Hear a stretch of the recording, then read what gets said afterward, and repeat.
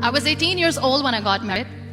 I belonged to a very conservative family, a Baloch family, where good daughters never say no to their parents. My father wanted me to get married, and all I said was, if that makes you happy, I'll say yes. And of course, it was never a happy marriage. Just about after 2 years of getting married, about 9 years ago, I met a car accident. Somehow my husband fell asleep and the car fell in the ditch. He managed to jump out, saved himself. I'm happy for him. But I stayed inside the car and I sustained a lot of injuries. The list is a bit long. Don't get scared. I'm perfectly fine now. Radius ulna of my right arm were fractured. The wrist was fractured. Shoulder bone and collarbone were fractured. My whole rib cage got fractured. And because of the rib cage injury, lungs and liver were badly injured. I couldn't breathe. I lost urine and bowel control. That's why I have to wear the bag wherever I go.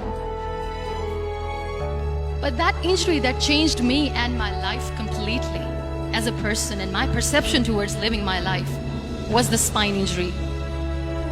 3 vertebrae of my backbone were completely crushed and I got paralyzed for the rest of my life. So this accident took place in a far-flung area in the outskirts of a very small province, Balochistan, where there was no first aid, no hospital, no ambulance. I was in the middle of nowhere in that toppled car. Many people came to rescue. They gave me CPR. They dragged me out of the car. And while they were dragging me out, I got the complete transection of my spinal cord. I finally ended up in a hospital where I stayed for 2.5 months. I underwent multiple surgeries. Doctors have put a lot of titanium in my arm. There's a lot of titanium at my back to fix my back. That's why people in Pakistan call me the Iron Lady of Pakistan.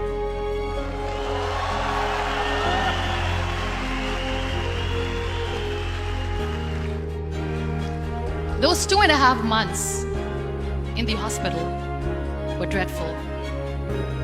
I will not make up stories just to inspire you. I was at the verge of despair.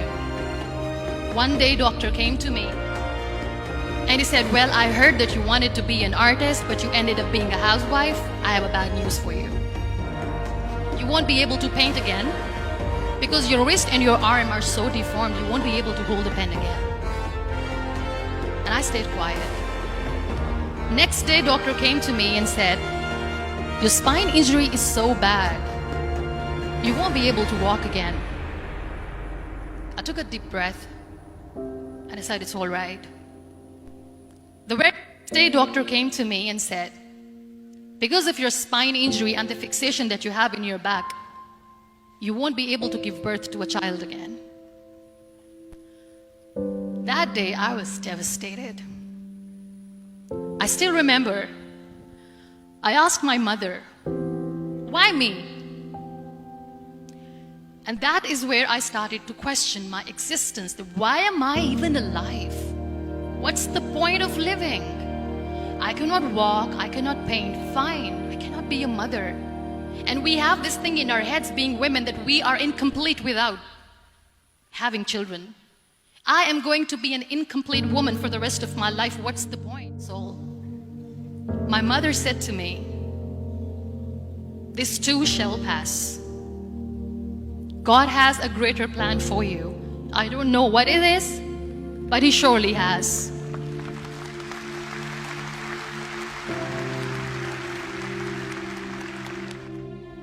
So what kept me going was, one day I asked my brothers, I know I have a deformed hand, but I'm tired of looking at these white walls in the hospital and wearing these white scrubs. I'm getting tired of this. I want to add more colors to my life. I want to do something. Bring me some colors, bring me some small canvas. I want to paint. So the very first painting I made was on my deathbed, where I painted for the very first time. There were a lot of infections in my body, a lot of allergies. So doctors wanted me to lie down on the bed straight for not 6 months, for not 1 year, for 2 years. I was bedridden, confined in that one room, looking outside the window, listening to the birds chirping, and thinking maybe there will be a time when we'll be going out with the family and enjoying the nature. That was the time where I realized how lucky people are, but they don't realize. And you know how it all began? That day I decided that I'm going to fight my fears. We all have fears. Fear of unknown, fear of known, fear of losing people, fear of losing health, money. We want to excel in career, we want to become famous, we want to get money. We are scared all the time. So I wrote down one by one all those fears. And I decided that I'm going to overcome these fears one at a time. Do you know what was my biggest fear? Divorce. It worked. But the day I decided that this is nothing but my fear, I liberated myself by setting him free. And I made myself emotionally so strong that the day I got the news that he's getting married, I sent him a text that I'm so happy for you and I wish you all the best. And he knows that I pray for him today.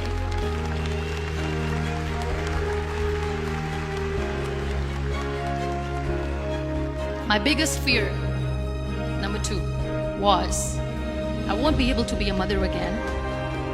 And that was quite devastating for me.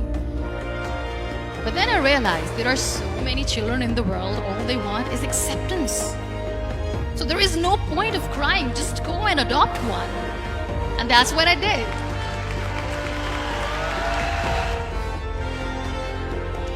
So when you accept yourself the way you are, the world recognizes you.